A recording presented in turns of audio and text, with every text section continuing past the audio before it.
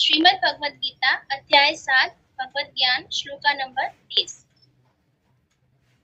सादि भूतादि देवम् आसादि यज्ञ च ये विदु प्राण्यकाले अपि च मा ते चेतस।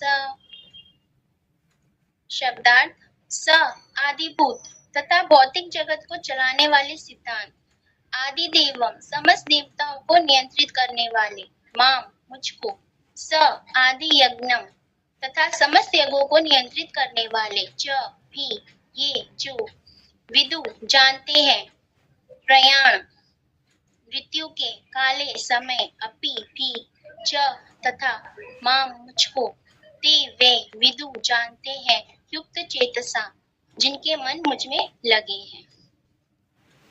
ओम नमो भगवते वासुदेवाय। ओम नमो भगवते वासुदेवाय। ओम नमो भगवते वासुदेवाय। हरे कृष्ण। जैसे कि हम सब यहाँ पे गीता का अध्ययन कर रहे हैं, हम सब तो ये जानते ही है कि जो गीता है वो वेदों का सार है। अगर हम भगवत गीता को अच्छी तरह समझ जाते हैं तो हम पूर्णतः खुद को भी जान पाएंगे और भगवान को भी। यहाँ पे यही बता रहे हैं।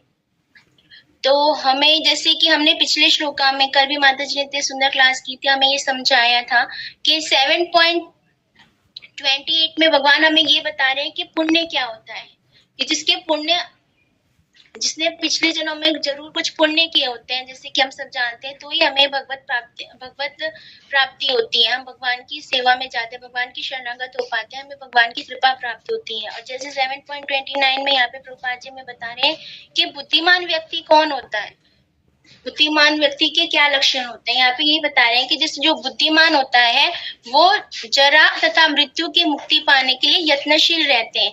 यानी उन्हें ये पता होता है कि जो हमारा जीवन है, जो हमें भौतिक शरीर मिला है, ये नश्वर है, ये हमें इसके लिए मिला है, हमें भगवान को प्राप्त करने के लिए मिला है। हमें जो ये जीवन है, इसका जो उद्देश्य है, अगर हम उसको जान पाएंगे तभी हम अपने जीवन को सार्थक कर पाएंगे। तो यहाँ पे यही बता रहे हैं कि बुद्धिमान व्यक्ति कौन होता है, वही होता है जो भगवान को जानने का प्रयत्न करता है, जो ये जरा व्याधि के द्वंद्वों से ऊपर उठने की प्रयास करता है और भगवान को जानने के लिए अग्रसर रहता है। वही बुद्धिमान व्यक्ति यहाँ पे भगवान ने बताया है। और जैसे 30वें श्लोक में यहाँ भगवान हमें बता रहे हैं कि भगवत ज्ञान जो इसका सार है, पूरे श्लोक भगवत ज्ञान का सार है, वो ये यहाँ पे हमें ये बता रहे हैं कि भगवान, जैसे तो हमें पता ही कि कृष्ण सर्व कारण कारणम है। तो यहाँ पे जो 3 शब्द है उसके बारे में ही यहाँ पे जो है, सादि भूत, सादि देवम और सादि यज्ञ, ये 3 शब्दों पर विशेषता यहाँ पे इस श्लोका में दी गई है, जिससे हम भगवान को पूर्णतः जान पाएंगे और समझ पाएंगे। तो पहले हम ये समझते हैं कि सादि भूत क्या होता है। सादि भूत का मतलब होता है कि परम भोक्ता। जो कृष्ण है वो ही परम भोक्ता है। जैसे कि हम भौतिकता में हम खुद को परम भोक्ता मानते हैं, अपने अच्छे बुरे का और अपने फायदे नुकसान का हम खुद ही सोचते हैं कि हमारी वजह से हुआ, जो गलत हुआ है वो भगवान ने किया है। लेकिन इस श्लोका में हमें भगवान बता रहे हैं कि मैं ही परम भोक्ता हूँ। वो हमें बता रहे हैं 9.30 से हम ये समझ सकते हैं।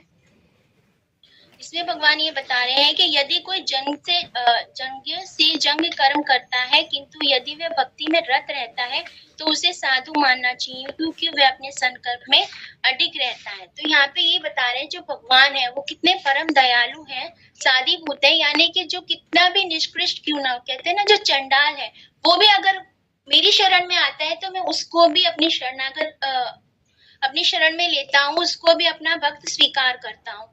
और जैसे कि हम पढ़ ही रहे हैं कि हमने समझा है कि जो भक्ति में है, अगर वो कोई अपराध भी करता है तो भी उसको अदम नहीं मानना चाहिए, क्योंकि वो भगवान की भक्ति से जुड़ा हुआ है। इसीलिए यहाँ पे यही बता रहे हैं भगवान कि भगवान सादि भूत है, वह सभी प्राणियों पर दया करते हैं। सादि यज्ञ क्या होता है कि भगवान ही सारे यज्ञों के स्वामी हैं। और सादि देव यानी देवताओं के ईश्वर है, यानी सभी देवता उनमें ही व्याप्त हैं। जो भी देवताओं की पूजा करते हैं वो भी भगवान के पास ही जाएंगे, लेकिन इनडायरेक्ट में। लेकिन भगवान हमें यही बता रहे हैं कि देवता कौन है, भगवान के अंश ही है। लेकिन हमें किसके पास जाना है, हमें भगवान की शरणागति लेनी है। देवताओं की पूजा न करके हमें भगवान की पूजा करनी है। तो यहाँ पे ये जो 3 शब्द यहाँ पे बताए गए हैं, साधिभूत, साधिदेव और साधियज्ञ, यानी कि हम जैसे विराट रूप देखते हैं, उसमें हम सभी देवताओं के दर्शन भगवान के विराट रूप में अर्जुन को भगवान ने कराए हैं। सभी यज्ञों के स्वामी भगवान है और भगवान ही परम भोक्ता है।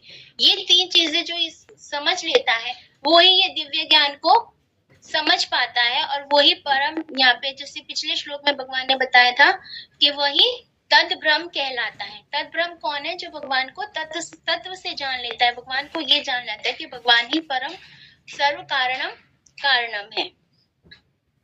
अब जैसे कि 5.29 में भगवान बताते हैं, मैं समस्त यज्ञों तथा तपस्याओं का परम भोक्ता, समस्त लोकों तथा देवताओं का परमेश्वर एवं समस्त जीवों का उपकारी एवं हितैषी जानकर वे भावनामृत में पूर्ण पुरुष भौतिक दुखों से शांति लाभ प्राप्त करता है। तो यहाँ पे यही भगवान बता रहे हैं कि जो ये जान लेता है कि भगवान ही सारे यज्ञों के स्वामी है, वो पुरुष जो है भावनामृत में पूर्ण पुरुष भौतिक दुखों से शांति और लाभ प्राप्त करता है। यानी कि जो ये जान लेगा कि भगवान ही परम भोक्ता है, वो सारे द्वंद्वों से, सारे दुखों से शांति प्राप्त कर लेता है, क्योंकि उसको ये पता चल जाता है कि भगवान कौन है। तात्पर्य पढ़ते हैं। तात्पर्य श्री प्रभुपाद द्वारा। श्री प्रभुपाद की जय। जो मुझ परमेश्वर को मेरी पूर्ण चेतना में रहकर मुझे जगत का, देवताओं का तथा समस्त यज्ञ विधियों का नियामक जानते हैं, वे अपनी मृत्यु के समय भी मुझ भगवान को जान और समझ सकते हैं।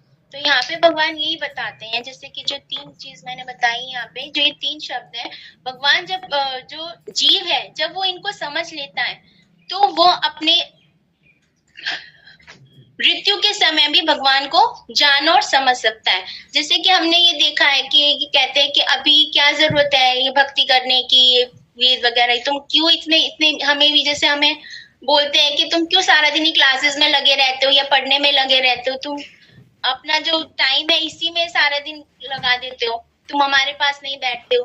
तो वो यही है कि वो ये नहीं जब उन्हें अज्ञानता, जो अल्प ज्ञानी होती है, वो ये नहीं जान पाते कि हमें जो जीवन मिला है वो किस लिए मिला है, और हमें अपने समय का जो उपयोग है, कहते हैं ना कि समय जो पल पल है, जो हमारा क्षण क्षण बीत रहा है, उसको हमें कहाँ लगाना है।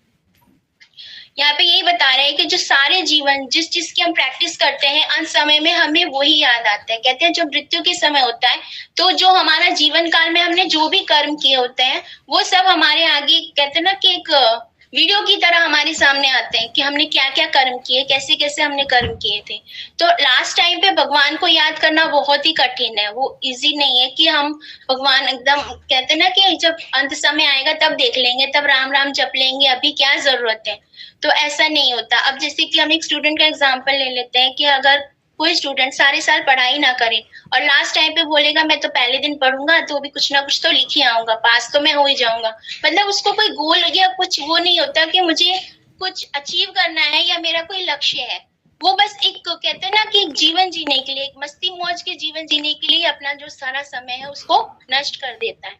लेकिन जब किसी का निश्चित गोल नहीं होता, उसको ये, जब तक वो अपने जीवन को, शायद मैं आपको समझा नहीं पा रही हूँ, जो अपने जीवन के जो समय है उसको भगवान की सेवा में, जैसे कि जो सुंदर हरि नाम भगवान ने हमको दिया है, पति प्रभु जी हमें जैसे कहते हैं कि हमें शुद्ध नाम जप करना चाहिए, प्रभुपाद जी ने हमें जो 16 माला का नियम दिया है, ये किस लिए दिया है। अब हम खुद भी अपनी डे टू डे लाइफ में हम देखते हैं कि जब हम खाली होते हैं या कुछ होते हैं तो हमारे मुंह पे हरे कृष्णा अपने आप ही ऑटोमेटिकली, क्योंकि हम माला करते हैं तो कभी ना कभी आ ही जाता है।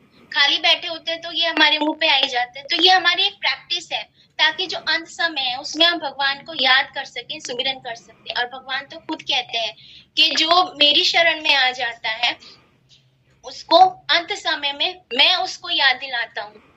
यानी कि भगवान उसको खुद ये याद दिलाते हैं कि वो मेरा शुद्ध भक्त है। यानी भगवान अपने जो भक्त होते हैं उनको कभी भी नहीं भूलते। तो यहाँ पे जैसे 18.66 में भगवान ने कहा है कि ब्रह्मभूत प्रसन्न आत्मा न शोचंती न काशंती सम सर्वेषु भूतेषु मद भक्ति लभते परम। जो इस प्रकार जो दिव्य पद में स्थित है वह तुरंत परब्रह्म का अनुभव करता है और पूर्णतः प्रसन्न हो जाता है। वह ना तो कभी शोक करता है, ना किसी वस्तु की कामना करता है। वह प्रत्येक जीव पर संभाव रहता है और उस अवस्था में वह मेरी शुद्ध भक्ति को प्राप्त होता है। यानी कि जो शुद्ध भक्त होते हैं, जो भगवान के पूर्णतः शरणागत होते हैं, और उसके लिए क्या होना चाहिए? पूर्ण श्रद्धा होनी चाहिए। और श्रद्धा तभी होगी जब हमारे मन में कोई संशय नहीं रहेगा। तो इस श्लोक से हम यही समझ सकते हैं कि हमें संशय रहित होकर, श्लोक जैसे इस अध्याय के पहले श्लोक में भगवान ने अर्जुन से यही कहा था कि संशय रहित होकर, यानी कि मन में कोई भी संशय ना रखकर, जब हम ये पूर्णता भगवान की शरणागत, भगवान को भगवत ज्ञान जो है, भगवान अपना जो भगवत ज्ञान हमें दे रहे हैं कि मैं ही हर चीज का परम भोक्ता हूँ, मैं ही सर्व कारण कारण हूँ, भगवान हमें बार बार यही बताते हैं। जब हम इस चीज पर विश्वास करने लगेंगे और भगवान की सच्ची शुद्ध भक्ति करने लगेंगे, तभी हम भगवान के नित्य धाम को वापस लौट सकेंगे। तात्पर्य श्रील प्रभुपाद द्वारा, श्रील प्रभुपाद की जय। कृष्ण भावनामृत में कम कर्म करने वाले मनुष्य कभी भी भगवान को पूर्णतः समझने के पद से विचलित नहीं होते। कृष्ण भावनामृत के दिव्य सानिध्य से मनुष्य ये समझ सकता है कि भगवान किस तरह भौतिक जगत तथा देवताओं तक के नियामक है। जैसे कि आप पिछले श्लोकों में भगवान ने बताया कि जो देवताओं की पूजा करते हैं वो मुझ तक कभी भी नहीं पहुंच पाते। तो यहाँ पे यही बता रहे हैं कि इस श्लोक का, इस अध्याय से हमें ये समझ में आता है कि जो कृष्ण भगवान है वो ही हर चीज के नियामक है, और जो पूर्णतः उनको समझ लेता है वह कभी भी विचलित, अपने पद से विचलित नहीं होता, क्योंकि उसको पता होता है कि मुझे कहाँ जाना है। धीरे धीरे ऐसे दिव्य संगति से मनुष्य का भगवान पे विश्वास बढ़ता है। अतः मनुष्य के समय मृत्यु के समय ऐसा कृष्ण भावनामृत व्यक्ति कृष्ण को कभी भूल नहीं पाता। अतः वह सहज ही भगवत धाम गोलोक वृंदावन को प्राप्त होता है।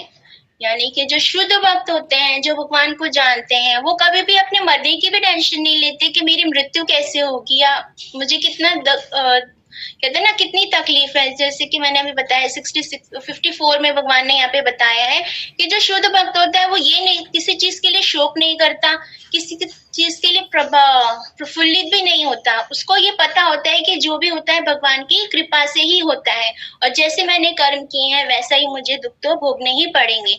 तो वो हर चीज पर पूर्णतः भगवान पे ही आश्रित रहता है। उसको ये टेंशन नहीं है कि आगे क्या होगा, वो कल की चिंता नहीं करता, क्योंकि उसे पता है कि कहते हैं ना कि जो छोटा बच्चा होता है अगर वो माँ की गोद में बैठा है तो उसको ये टेंशन नहीं होती कि कोई मुझे मारेगा या ये कोई डॉगी घूम रहा है या वो मुझे काट लेगा या वो हर तरह से खुद को सेफ समझता है। इसी तरह जब हम शुद्ध भक्त होता है वो हर चीज को भगवान पे छोड़कर हमेशा खुद को भगवान की कहते हैं ना कि गोद में शरणागत फील करता है। ये सोचता है कि भगवान जो भी कुछ भी होगा वो भगवान, जैसे कि जब हम इस्कॉन से नहीं जुड़े थे तो हमने भगवत गीता की जो 11 श्लोक हैं वो हमने सुन रखे थे। जैसे कि कहते हैं ना जो हुआ अच्छा हुआ, जो होगा अच्छा होगा। वो ये हमने था ना, कोटेशंस थी ना ये भगवत गीता की, जब पहले पढ़ते नहीं थे।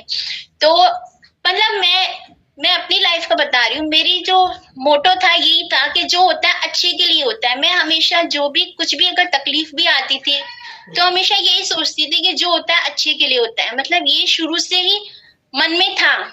लेकिन जब अब भगवत गीता पढ़ने लगे हैं तब ये अच्छी तरह और समझ में आने लगा है कि ऐसे भगवान ऐसे क्यों कहता है कि जो होता है वो उन्हीं जो होता है अच्छे के लिए होता है। क्योंकि जब हम भौतिकता में होते हैं हमें रियलाइज नहीं होता, जब दुख आते हैं कि हम लोग भगवान को ही दोष देने लगते हैं कि भगवान की वजह से हुआ। लेकिन अब हमें ये समझ आना है कि जो भी होता है वो हमारे कर्मों के हिसाब से ही होता है। कहते हैं ना कि जो जिसकी जितनी शरणागति होती है वो उतना ही भगवान को समझ पाता है। लेकिन अब भक्तों के संग से हमें धीरे धीरे ये समझ आने लगा है कि जो होता है वो हमारी वजह से ही होता है। हमने जैसे कर्म किए वैसा फल तो हमें भोगना ही है। लेकिन हम कि दुख नहीं होता। ये लगता है ना कि जैसे आगे के श्लोकों में हमने पढ़ा कि जहां हमें तलवार लगनी है तो हमें सुई की नोक चुप के रह जाती है, तो हमें दुख सहने की करते हैं, भगवान स्वयं ही प्रदान करते हैं। तो हमें किसी चीज का डर और भय जो होता है वो हमारे अंदर से निकल जाता है। समय ऐसा कृष्ण भावना व्यक्ति कृष्ण को कभी नहीं भूल पाता, अतः वह सहज ही भगवत धाम गोलोक वृंदावन को प्राप्त होता है। तो यहाँ पे हम परीक्षित महाराज का एग्जाम्पल ले लेते हैं, जिससे कि परीक्षित महाराज थे, उन्होंने अपना पूरा जीवन भगवान की ही, कहते हैं ना, परीक्षित भगवान को ही ढूंढने में लगा दिया। यानी कि उन्होंने अपने माता के गर्भ में भगवान के दर्शन किए थे। वो किसी को भी देखते थे, वो उनमें भगवान को ही ढूंढते थे कि ये भगवान है जिनके मैंने गर्भ में दर्शन किए थे। और उन्होंने पूरा जीवन अपना, कहते हैं ना, भगवत कृपा से, यानी कि पूर्णतः शुद्ध भक्त की तरह व्यतीत किया। और एंड में हमने देखा, जब कली को उन्होंने देखा कि गाय को और धर्म को, गाय और बैल को जब वो कली इतना प्रताड़ित कर रहा था, तब भी जब वो उनके शरणागत आ गया तो उसको उन्होंने क्षमा कर दिया। और अंत समय जब उनको श्राप मिला तो उन्होंने जो अपना जो 7 दिन थे वो उसके लिए खुद को क्या मानते थे, बहुत ज्यादा सौभाग्यशाली मानते थे। और शुभदेव गोस्वामी की शरण में उन्होंने 7 दिन भगवत ज्ञान प्राप्त किया और एंड में भगवत धाम को प्रस्थान हुए। उन्हें ये टेंशन नहीं थी कि जो तक्षक नाग है वो उन्हें डस लेगा, उन्हें मृत्यु की चिंता नहीं थी। ऐसे ये एग्जाम्पल से हमें ये पता चलता है, जो शुद्ध भक्त होते हैं उन्हें जीवन मृत्यु को, मतलब एक, कहते हैं ना, जो बताया कि वस्त्रों की तरह होते हैं कि हम पुराने वस्त्र त्याग के नए वस्त्र पहन लेते हैं, उसी तरह जो शुद्ध भक्त होता है उन्हें इस चीज की चिंता नहीं होती कि मृत्यु के समय क्या होगा, क्योंकि भगवान स्वयं है उनको याद दिलाते हैं। और जैसे अजामिल का भी एग्जाम्पल हम ले सकते हैं कि जैसे अजामिल जो था वो पहले तो एक शुद्ध ब्राह्मण ही था, भगवान की भक्ति किया करता था, लेकिन एक वैश्या की संगति से उसका पतन हो जाता है और वो भूल जाता है। लेकिन अपने बेटे का नाम नारायण रखने के कारण अंत समय में वो नारायण नारायण का सुमिरन करता है, तो भगवान देवदूत भेजते हैं उसके लिए। और जो कहते हैं ना, जो यमदूत और देवदूत के बीच में जो बहस हुई, यानी कि जो वार्तालाप हुई, उसको वह सुन सका। क्यों सुन सका? क्योंकि वो शुद्ध भक्त था, पहले वो शुद्ध भक्त था। यानी कि यही बता रहे हैं यहाँ पे प्रभुपाद जी, भगवान यही बता रहे हैं कि जो शुद्ध भक्त होता है भगवान उसको कभी भी नहीं भूलते, भले ही उसका पतन भी हो जाए तो भी अंत समय में भगवान उसको हमेशा याद दिलाते हैं कि उसे क्या करना है और उनके पास कैसे आना है। यह 7वां अध्याय विशेष रूप से बताता है कि कोई किस प्रकार से पूर्णतः कृष्ण भावना प्रवृत्त हो सकता है। कृष्ण भावना का शुभारंभ ऐसे व्यक्तियों के सानिध्य में होता है जो कृष्ण भावना प्रवृत्त होते हैं। ऐसा सानिध्य आध्यात्मिक होता है और इससे मनुष्य प्रत्यक्ष भगवान के संसर्ग में आता है और भगवत कृपा से वह कृष्ण को भगवान समझ सकता है। साथ ही वह ये जीव वह वास्तविक स्वरूप को समझ सकता है। वह समझ सकता है कि किस प्रकार जीव कृष्ण को भूलकर भौतिक कार्यों में उलझता है। तो इस अध्याय में हमने यही समझा कि भगवान कौन है, भगवान की भगवत्ता को समझा कि भगवान किस किस तरह कण कण में व्याप्त है। और जो यहाँ पे यही बता रहे हैं कि जो हम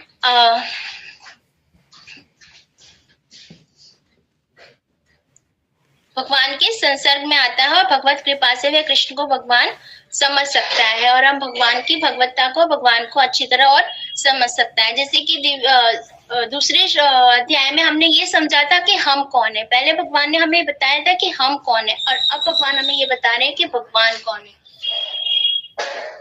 और ये भी इस अध्याय में हमने ये भी सीखा कि हम जो किस तरह के जो प्राणी है, 4 लोग हैं, वो भगवान की शरण में नहीं जाते और कैसे लोग हैं जो भगवान की शरण में जाते हैं। यानी कि ये एक तरह से भगवत गीता का निचोड़ है। हम इसमें ये समझ सकते हैं कि हमें क्या बनना है और क्या नहीं बनना, कैसे कर्म करने हैं और कैसे कर्म नहीं करने, किसकी पूजा करनी है और किसकी पूजा नहीं करनी।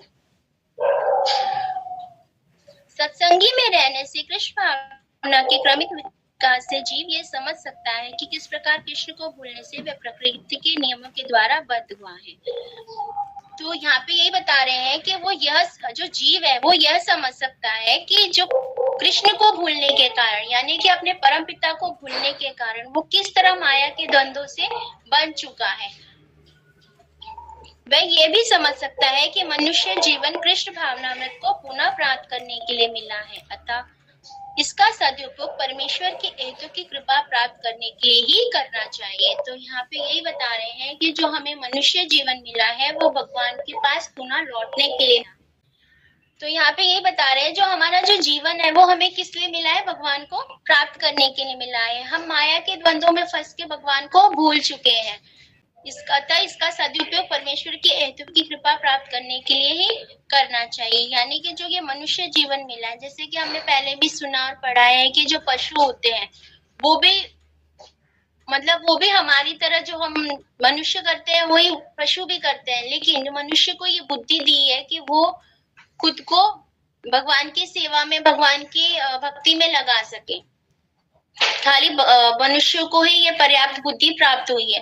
तो यहाँ पे यही बता रहे हैं कि हमें माया के द्वंद्वों से मुक्त होकर हमें भगवान की शरणागति प्राप्त करनी है। हेतु की कृपा प्राप्त करने के लिए ही हमें ये जीवन मिला है। और यहाँ पे ये भी बता रहे हैं कि जैसे कि एक एग्जाम्पल हम ले सकते हैं, जैसे कि फूल के अंदर मधु होता है, जो भंवरा होता है वो ही इस मधु को निकालता है और अपने छत्ते में उसको जोड़ता है। हम फूल से डायरेक्टली मधु प्राप्त नहीं कर सकते। हमें जो भंवरा है वही जो मधु को जोड़ता है, हम उससे क्या करते हैं, शहद को प्राप्त करते हैं। इसी तरह से जो भगवान की शुद्ध भक्ति है, जो शहद है, वो हमें डायरेक्टली नहीं मिल सकता। भगवान हमें डायरेक्टली वो कृपा नहीं देते, भगवान हमें शुद्ध भक्ति डायरेक्टली नहीं देते। वो हमें कैसे प्राप्त होगी, गुरु के शुद्ध भक्तों की संगति में जाकर ही हमें वो कृपा प्राप्त होती है। तो हमें जो भंवरे हैं, यानी कि जो भगवान के जो शुद्ध भक्त है, जो भगवान की हेतु की कृपा प्राप्त कर चुके हैं, उन्हीं के सानिध्य में जाके हमें वो शहद प्राप्त हो सकता है, जिसका हम आस्वादन करते हैं और कर रहे हैं धीरे धीरे।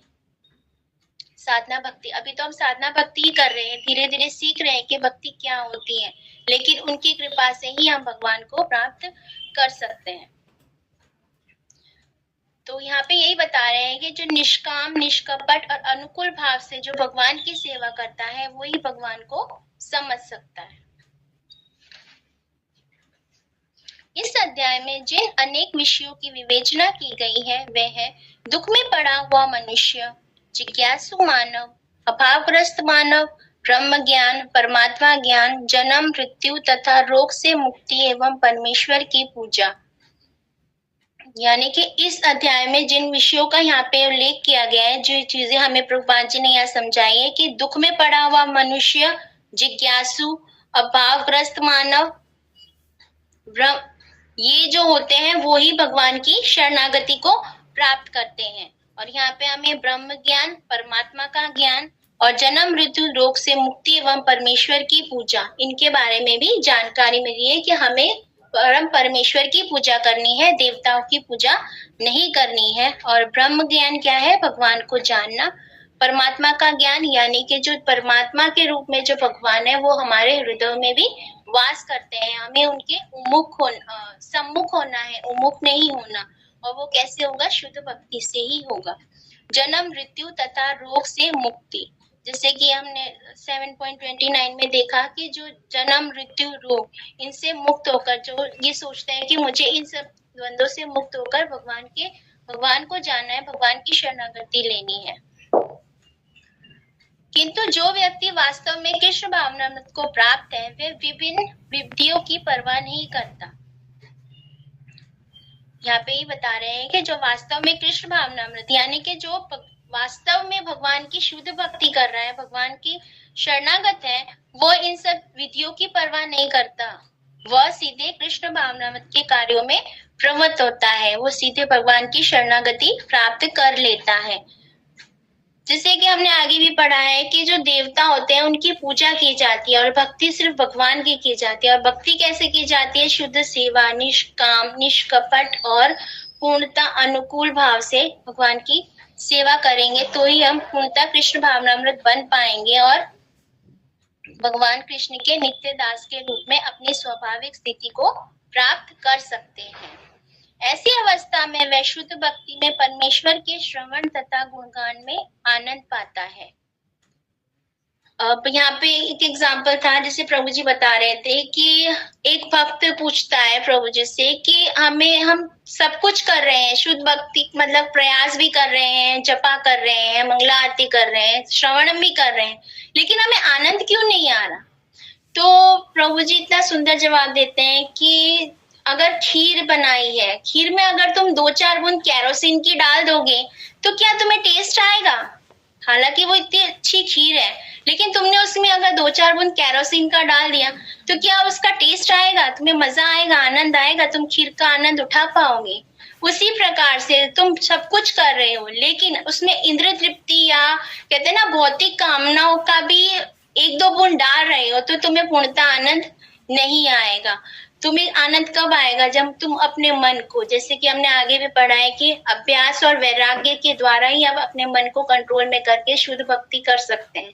तो इसी तरह से हमें इंद्र तृप्ति की, कामनाओं की, इच्छाओं को से वैराग्य लेके धीरे धीरे जब हम शुद्ध भक्ति करेंगे तभी हमें उस खीर का पूर्णतः स्वाद आ पाएगा।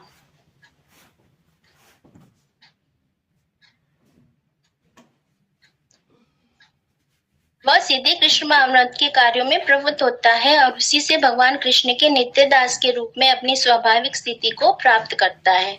ऐसी अवस्था में वह शुद्ध भक्ति में परमेश्वर के श्रवण तथा गुणगान में आनंद पाता है। जैसे कि हमने समझा है कि नवदा भक्ति जो है उसकी जो पहली सीढ़ी है श्रवणम ही है। तो जितना हम सुनेंगे उतना ही हम भगवान के शरणागत हो पाएंगे। जितनी हम भगवान के नाम, रूप, गुण, लीलाओं का आस्वादन करेंगे उतने ही हम भगवान को और अच्छी तरह समझ जान पाएंगे और भगवान की शरणागति ले पाएंगे। जैसे कि यहाँ पे बताया गया है ना कि भगवान सर्वसाधिभूत है, यानी कि वो परम भोक्ता है और सभी प्राणियों पर दया करते हैं। जैसे चैतन्य महाप्रभु ने जो हमें यह हरिनाम संकीर्तन दिया है, ये हम पे दया की है, जो हमें ये संकीर्तन जो इजी शॉर्ट फॉर्मूला जो हमें दिया है कि यानी कि जो हम जानते हैं कि जो कलयुग का जीव है वो इतना योग्य नहीं है कि वो यज्ञ कर सके या शुद्धता से सबका कार्य कर सके, लेकिन एक जो हरिनाम संकीर्तन जो दिया है यानी कि शुद्ध नाम जप से, यानी कि भगवान के संकीर्तन से ही हम भगवान को पा भी सकते हैं। तो यहाँ पे यही बता रहे हैं कि